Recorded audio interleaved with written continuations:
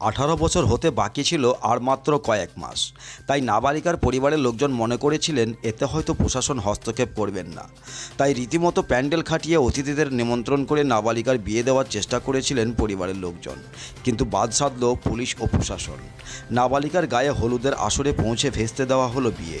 সোমবারের এই ঘটনা মুর্শিদাবাদ জেলার ভরতপুর 1 ব্লকের দেচাপড়া গ্রামের দাসপাড়ার স্থানীয় তালগ্রাম পঞ্চায়েত ভবনের ঠিক পেছনে নাবালিকার বাড়ি।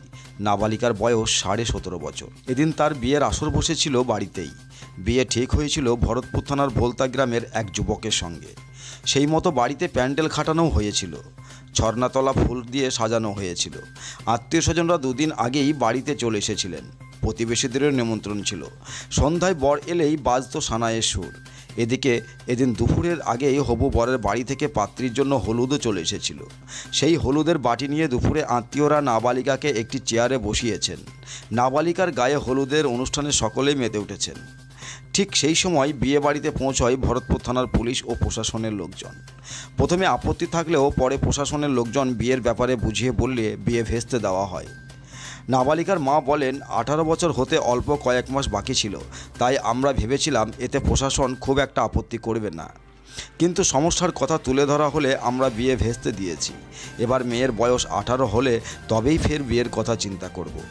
ভরতপুর 1 ব্লকের কোঅর্ডিনেটর কল্যাণময় সরকার বলেন, 18 বছর না পেরোলে কোনোভাবে মেয়ের বিয়ে দেওয়া যায় না, যেটা নাবালিকার পরিবার জানতেন না। তবে বুঝিয়ে বলাতেই ওনারা আপত্তি করেননি। বিয়ের জন্য তৈরি প্যান্ডেল খুলে দেওয়া হয়েছে, এমনকি আত্মীয় স্বজনরাও বাড়ি ফিরতে শুরু করেছেন। আপনার পছন্দের মোবাইল হ্যান্ডসেট ক্রয় করতে আসুন এক্সক্লুসিভ শোরুম রনি টেলিকম।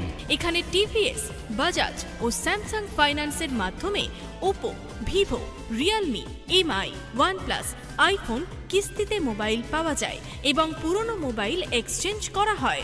আমাদের ঠিকানা ভরতপুর বাজার আলিয়া হাই স্কুলের সন্নিকটে, ভরতপুর, মুর্শিদাবাদ। মোবাইল নম্বর 8170880888।